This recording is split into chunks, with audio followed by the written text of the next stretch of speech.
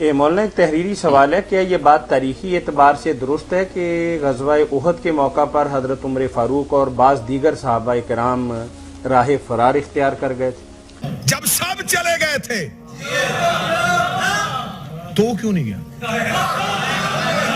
شبلی نمانی کہتے ہیں علی ماتھا چوم کہتا اکفر تب بعد الایمان، ایمان کے بعد کافر ہو جاتا۔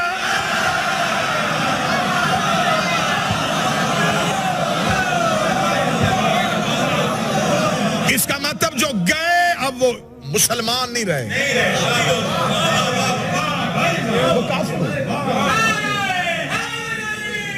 کہ وہی غزوہ احد کی کمنٹری چل رہی ہے، اسی کانٹیکسٹ میں اگلی آیت بھی ہے، اذ تصعدون ولا تلوون على احد والرسول يدعوكم في اخراكم، جب تم دور بھاگے جا رہے تھے اور مڑ کر بھی نہیں دیکھتے تھے کسی کو بھی، اور رسول اللہ صلی اللہ علیہ وآلہ وسلم تمہیں بلا رہے تھے پیچھے سے، یعنی نبی صلی اللہ علیہ وآلہ وسلم چونکہ لیڈر تھے، اور لیڈر ظاہر ہے کانفیڈنس لوز کر جائے گا تو پیچھے ٹیم کا کیا بنے گا۔ آپ صلی اللہ علیہ وآلہ وسلم اس بھگ دڑ میں جو غزوہ احد کی فتح جو ہے وہ شکست میں جب بدل گئی، آپ کے قدم نہیں لڑکھڑائے، آپ پیٹھ پھیر کر نہیں بھاگے، بلکہ آپ اپنی جگہ پر رہے اور باقی لوگوں کو بھی کہتے تھے کہ میرے ساتھ آؤ۔ لیکن صرف 12 لوگ تھے، صحیح بخاری میں آتا ہے، جو نبی صلی اللہ علیہ وآلہ وسلم کے ساتھ تھے، یعنی 700 کے لشکر میں سے صرف 12 لوگ۔ اب ظاہر ہے کہ موت جب سامنے آتی ہے تو بڑے بڑے لوگوں کے ایمان کا امتحان شروع ہو جاتا ہے۔ آج بیٹھ کے بات کرنا بڑا آسان ہے، لیکن جب وہ صورتحال تھی اس وقت اپنی جان داؤ پہ لگانا اور عین میدان جنگ کے اندر اپنی لائف کا رسک لینا، یہ نصیب والوں کا حصہ ہے، اور جن کا ایمان بہت کامل درجے کا ہو وہی اسی امتحان کے اندر کامیاب ہوتے ہیں۔ اب یہ نہیں ہے کہ سب لوگ ہی بیچ میں ایک طرح کے ایمان والے تھے، ظاہر ہے کہ ایمان کے بھی درجے ہیں، ہم سے بہرحال بہت بہتر ہے جن کو رسول اللہ صلی اللہ علیہ وآلہ وسلم کی صحبت نصیب ہوئی۔ ہم جب کبھی ان کے ایمان میں آپس میں فرق کرتے ہیں تو ان کے اعتبار سے کرتے ہیں، اپنے اعتبار سے نہیں۔ لیکن وہیں پر اللہ تعالیٰ کے کامل الایمان لوگ بھی موجود تھے۔ صحیح بخاری اور صحیح مسلم دونوں میں آتا ہے، سہل ابن سعد الساعدی جو سابقون الاولون میں سے ہیں، بدری اصحاب میں سے، وہ کہتے ہیں کہ اللہ کی قسم میں جانتا ہوں کہ احد کے دن جب نبی صلی اللہ علیہ وآلہ وسلم کو زخم لگا تو کون آپ کے زخموں کو دھوتا تھا اور کس نے آپ کی مرہم پٹی کی اس میدان جنگ میں۔ ظاہر ہے کہ وہ سب سے زیادہ تو کفار کا جو زور تھا وہ اسی بات پہ تھا کہ آپ صلی اللہ علیہ وآلہ وسلم کو نقصان پہنچایا جائے، تو آپ علیہ السلام کے ساتھ آخری وقت تک جو لوگ رہے وہ انہی لوگوں نے ہی مرہم پٹی کرنی تھی میدان جنگ کے اندر۔ تو وہ کہتے ہیں کہ مولا علی رضی اللہ تعالیٰ عنہ ایک ڈھال میں پانی لے کر آئے، یہ بخاری مسلم کے الفاظ ہیں، اس کو الٹا کر کے برتن بنا لیا، اور سیدہ فاطمہ جو ہیں وہ اس پانی کو لے کے نبی علیہ السلام کا وہ زخم دھوتی تھی جو بخاری مسلم میں ہے کہ آپ کے یہ 4 دانت شہید ہو گئے نیچے والے، اور جب خون نہیں رکتا تھا تو انہوں نے ایک کاٹن کا کپڑا جلایا اور اس کی راکھ اس خون کے اوپر رکھی زخم پہ، تو وہ پھر رک گیا۔ اس لیے میں کہتا ہوں کہ جو انسان کی اپنی اولاد جو ہوتی ہے اس کو جس لیول کا غم ہو سکتا ہے نا، کسی اور کو نہیں ہو سکتا۔ سیدنا علی بھی چونکہ نبی علیہ السلام کی اولاد کی جگہ تھے، آپ نے پرورش کی بھی تھی، سیدہ فاطمہ تو ویسی اولاد تھی، لہٰذا چند ایک اصحاب جو آخری وقت تک نبی علیہ السلام کے ساتھ رہے، ان میں ٹاپ آف دا لسٹ اہل البیت تھے۔ اہل البیت کے علاوہ بھی صحیح بخاری میں آتا ہے، انس بن نضر رضی اللہ تعالیٰ عنہ، جب یہ بھگدڑ مچی تو اب کئی اصحاب جو بڑے یعنی دلیر تھے، سعد ابن معاذ یعنی کتنی یہودیوں کے خلاف انہوں نے جنگیں لڑی ہوئی تھیں، زمانہ جاہلیت میں، وہ بھی پیٹ پھیر کے بھاگ رہے تھے، تو انس ابن نضر ان کو روک رہے تھے، اور وہ اکیلے آگے جا کے کافروں کے لشکر میں گھس گئے. صحیح بخاری کے الفاظ ہیں، اور انہوں نے کہا کہ میں تو احد کے میدان میں سے جنت کی خوشبو پا رہا ہوں. اور کئی کافروں کو انہوں نے جہنم واصل کیا، اور اینڈ پہ خود بھی شہید ہوئے. اور بخاری کے الفاظ ہیں کہ ان کے جسم پہ اتنے زخم لگے تھے کہ ان کی شناخت بھی نہیں ہو رہی تھی. اور صحابہ کہتے ہیں جب ہم نے زخم گنے تو 80 سے زیادہ زخم ان کے پورے جسم پہ لگے ہوئے تھے، جس میں چہرہ بھی بگڑ چکا تھا. یہ اکثر لوگ کہتے ہیں نا کہ فلانے دا موت وقت چہرہ بگڑ گیا. چہرہ بگڑنے سے کیا ہو جاتا ہے؟ جنگوں کے اندر صحابہ کے مسلے ہوئے ہیں، ناک کان آنکھیں تک نکالی گئی ہیں. وہ تو آخرت کی زندگی کا تعلق ہے. دنیا میں کسی کا چہرہ بگڑ گیا، کسی کی لاش کے چیتھڑے اڑ گئے، اس سے یہ تو نہیں ہوا کہ وہ کوئی مطلب اولیاء اللہ میں سے نہیں ہے. ضروری ہے اولیاء اللہ وہی ہوں جو پوری زندگی آپ کو تو درباروں میں بھیجتے رہیں، اور آخری وقت میں جب بیمار ہوں تو آغا خان میں داخل ہوں، وہاں پہ مہنگا علاج کروائیں، اور اس کے بعد وہ کہتے ہیں جی چہرہ بڑا نورانی سیدھی لگتا ہے ستے نے. ظاہر ہے کوئی عام بندہ بھی آپ نے اس کو کبھی سوئی ہوئی حالت میں تو نہیں دیکھا ہوتا. مجھے بتائیں جتنی بھی سیلیبریٹیز ہیں، چاہے علماء میں سے ہوں یا کوئی اور، ان کو آپ نے کبھی سوئی ہوئی حالت میں دیکھا ہے؟ یا جب وہ تازہ تازہ نہا کے نکلتے ہیں تو آپ نے کبھی دیکھا ہے؟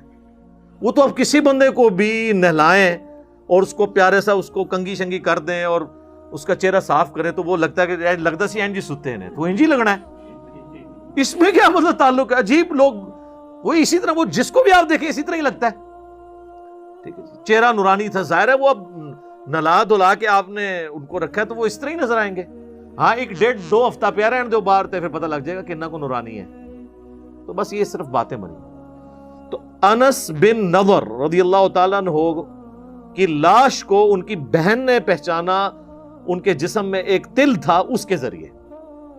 بس وہ تل انہوں نے لوکیٹ کیا، ادروائز نہ چہرہ پہچانا جاتا تھا. 80 سے زیادہ زخم تھے اور وہ شہید ہوئے.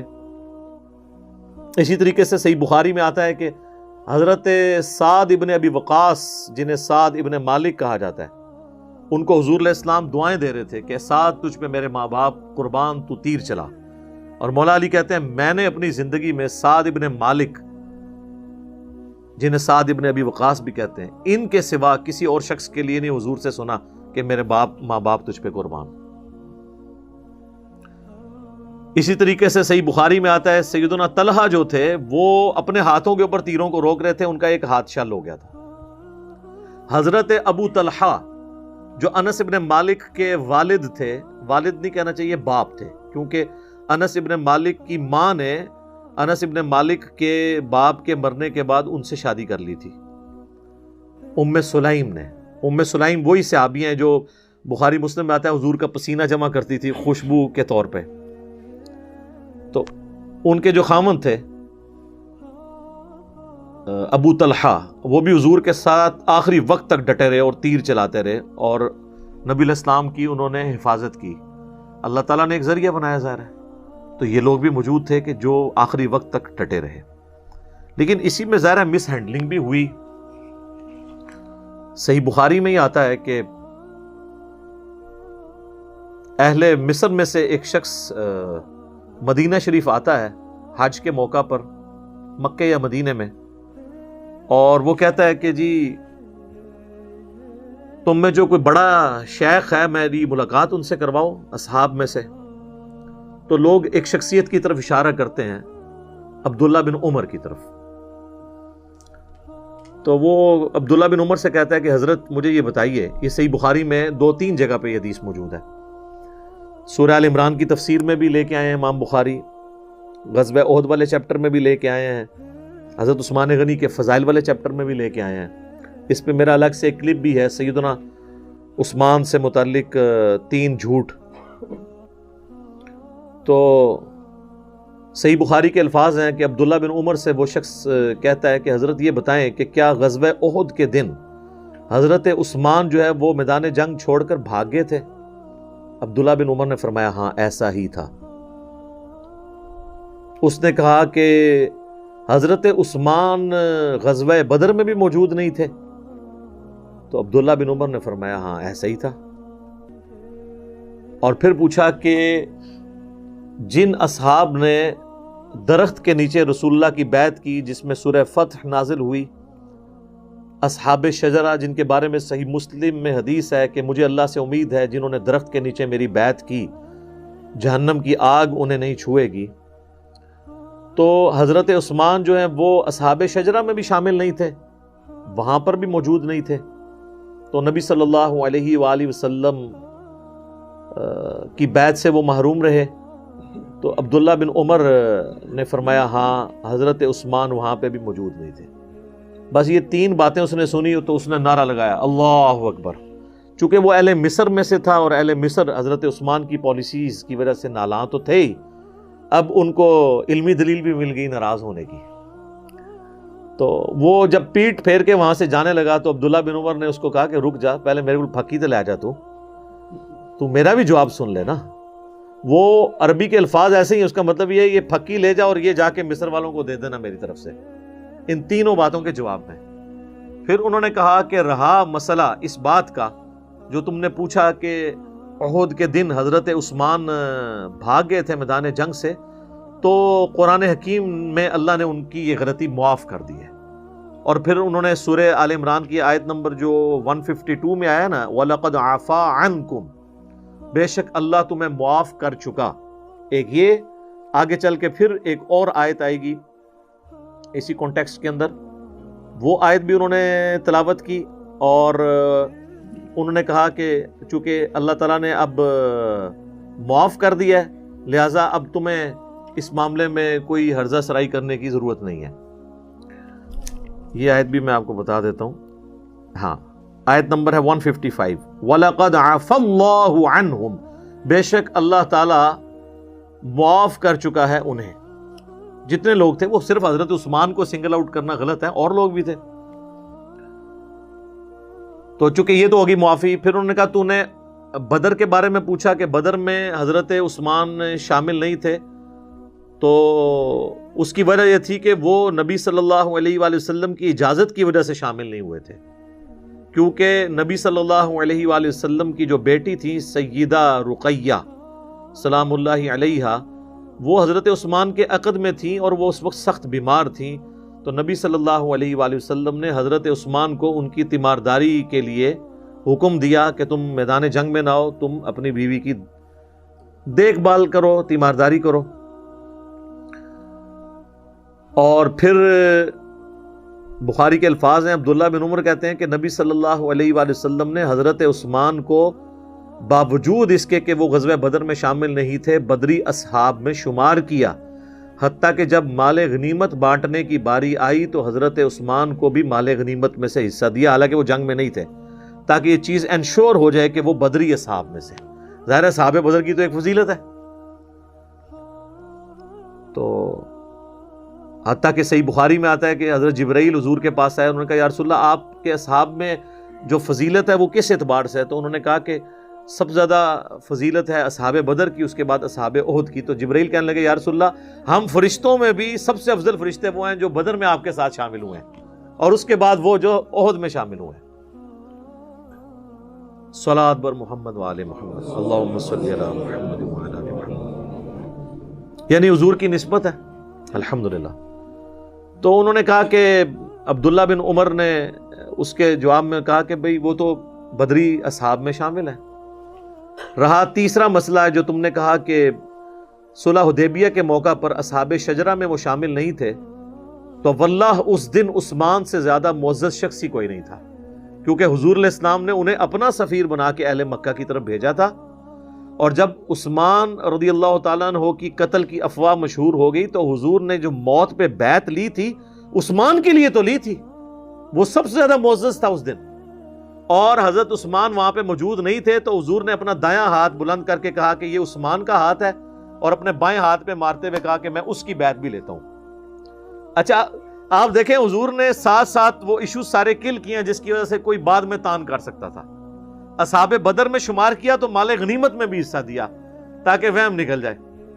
یہاں پر بھی اصحاب شجرہ میں وہ شامل نہیں تھے، لیکن یہ چیز لوگ بھول گئے کہ اصحاب شجرہ کی جو بیعت موت پہ ہوئی تھی وہ حضرت عثمان کے قتل کے بدلے کے لیے ہوئی تھی. جس شخص کے قتل کے بدلے کے لیے بیعت لی جا رہی ہوتی ہے تو وہ تو سب سے زیادہ معزز ہوتا ہے, کیونکہ بیعت اس کی وجہ سے ہو رہی ہے. پھر بھی حضور نے کیا کہا کہ عثمان موجود نہیں ہے, یہ ہاتھ عثمان کا ہاتھ ہے اور میں اس کی بیعت لیتا ہوں.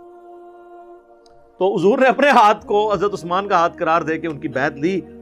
یہ تینوں فضائل حضرت عثمان کے بیان کر کے ان تینوں اعتراضات کے جواب میں حضرت عبداللہ بن عمر نے اس مصری شخص سے کہا کہ جانا اور اہل مصر کو یہ بھی ساتھ دے دینا, یعنی یہ پھکی ہوئی لہجہ جدا کوئی علمی آزما خراب ہوئے تو انہوں نے پھکی ہوئی دیں کہ اگر وہ حضرت عثمان کے اوپر کوئی تان کرے.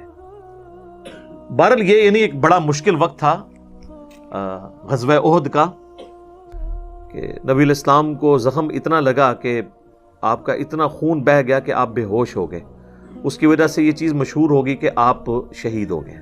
تو کئی صحابہ نے اپنی تلواریں پھینک دی انکلوڈنگ سیدنا عمر کہ اب ہم نے کیوں لڑنا ہے.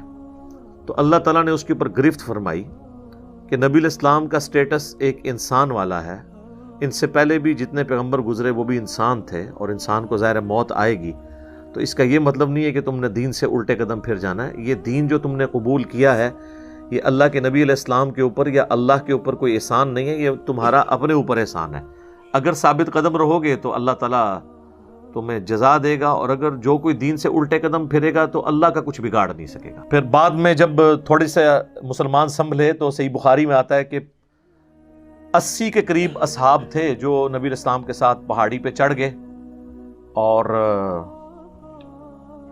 کافروں نے پھر نیچے سے آواز لگائی کہ ہاں بھی تم میں محمد موجود ہیں. تو نبی علیہ السلام نے فرمایا کسی نے جواب نہیں دینا. ٹھیک ہے. پھر اس نے ابو سفیان نے دوسری آواز لگایا کہ تم میں ابن ابی قحافہ یعنی حضرت ابو بکر موجود ہیں. تو آپ نے فرمایا جواب نہیں دینا. تو پھر اس نے تیسری آواز لگائی تم میں ابن خطاب یعنی حضرت عمر موجود ہیں. تو آپ نے فرمایا جواب نہیں دینا. خیر اس کے بعد اس نے نازیبہ کلمات کچھ استعمال کیے رسول اللہ کے لیے. تو پھر حضرت عمر سے رہا نہیں گیا, تو حضرت اس نے کہہ دیا کہ تم سارے مر کھپ گئے ہو. تو حضرت عمر اپنی زبان پہ کنٹرول نہیں رکھ سکے. انہوں نے کہا کہ تمہارے جو مقتولین ہیں وہ جہنم میں اور ہمارے مقتولین جنت میں. اور پھر اس نے نعرہ لگایا, ابو سفیان نے, صحیح بخاری کے الفاظ ہیں, اس نے کہا کہ آج تو حبل اعلیٰ ہوا ہے. تو حضور نے فرمایا اب اس کی بات کا جواب دو, چونکہ اس نے توحید کو چیلنج کیا ہے نا. تو تم کہو کہ اللہ اعلیٰ ہے, اللہ اعلیٰ. تو پھر اس نے کہا کہ آج جو ہے وہ عزا ہمارا پشت پناہ ہے, یعنی ان کا جو دیوی تھی. تو حضور نے فرمایا تم کہو کہ تمہارا کوئی مولا نہیں ہے اور اللہ ہمارا مولا ہے. یعنی توحید کے اوپر جب کلام ہوا تو نبی علیہ السلام نے کہا اس کا جواب دو. جب آپ کی اپنی ذات کے اوپر ہوا تو آپ نے اس سے صرف نظر کیا.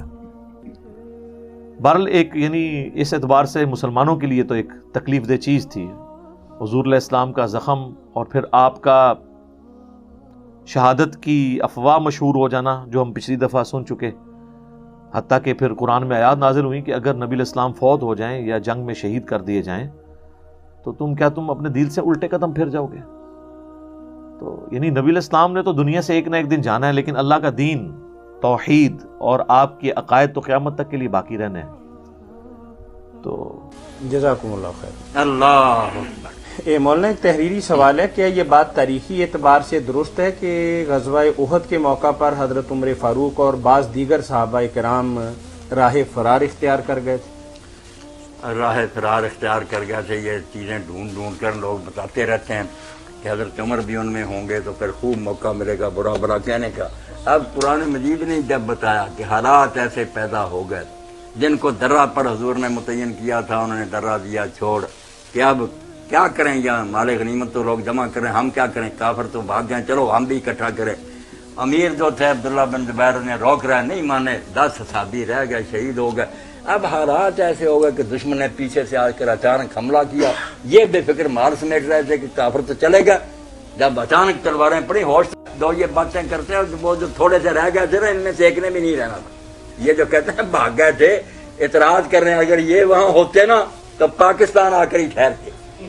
اعتراض کرنا ہی آسان ہوتا، تو باقی جن کے بھاگنے کا ثبوت ہے نا، ان میں سے حضرت عثمان رضی ان کا ٹھیک ہے، حضرت عمر فاروق رضی ان کے دوسرے کہ وہ کہتے ہیں سب سے پہلے میں لوٹا. یہ ساری تاریخی روایتیں بے بنیاد